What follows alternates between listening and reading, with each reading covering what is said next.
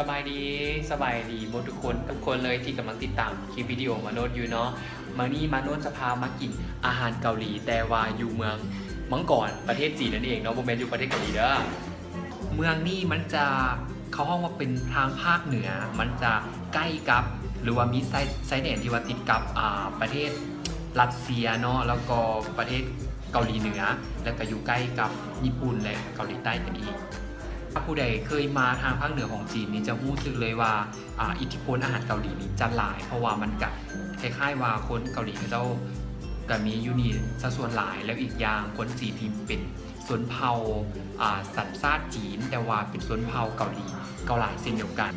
และห้านที่มโนดพามามื้อนี้ก็แมนห้าน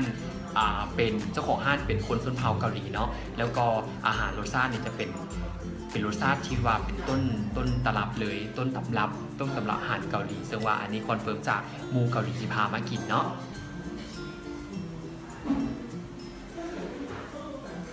ลายมือภาษาจีนของมโนนี่รู้สึกว่ากะ คนจีนจะเข้าใจเนาะแต่ว่าถ้าคนกำลังเรียนภาษาจีนใหม่ๆนี่อาจจะงงเพราะว่าถ้าเขาเขียนซ่ามันเฮงจะโบงามอ่านมาหมัวกูตุ้นนิวโรหมัวกูมันจะเป็นเห็ดตุ้นก็คือแบบต้มโดนๆหรือว่าตุ๋นนะนิวโรเมนซินหัวสั่งไปเลยอันนี้เมนต้าเพราะว่ามีหมูมานำจะเป็นต้าเป็นหมอใหญ่เนาะกับหมอใหญ่วันนี้ประมาณ2-3 คนกินธรรมเนียมของการกินอาหารเกาหลีส่วนหลายเลยจะมีผักดองหรือว่าเป็นกิมจินี่เองเนาะอันนี้จะเป็นหัวผักกาดขาวดองอันนี้เป็นผักกาดขาวดองอะไรถ้าผู้ใดเคยไปเกาหลีหรือว่ากินอาหารเกาหลีนี่อันนี้จะสามารถสั่งได้เรื่อยๆเลยเขาจะให้ฟรีหรือว่าเขาจะกินข้าวเจ้ากินกับผักดองก็ได้เนาะคันบ่อายอันนี้ก็เป็นหน้าตาที่อาหารที่เรารอคอยเนาะมันจะมีเห็ดเค็มแล้วก็มีผักอีกอย่างเขาห้องผักห้องเต้เนาะเดี๋ยวเบิ่งเสียงในถูเคียข้างในเบิ่งดูว่ามีไหมในนี่มันจะมีซีกงัวแล้วก็มีเห็ดนางรมแล้วก็มีมีเห็ดหอมพ่อแล้วก็มีผักกาดขาวมันจะเป็นแบบน้ำซุปของกระเจ้าทะเลเราจากหน่อยมันจะต้มเด้อมันจะต้มซุปมาแล้วสุดท้ายเลยแซ่บมาทะเลก็ต้องกินและตอนนี้มันก็เริ่มที่จะสุกแล้วเนาะอีกหน่อยนึงก็น่าจะสุกแล้วหัวน้ำกับฝดได้จากและกระซังอันนี้ห้องผัด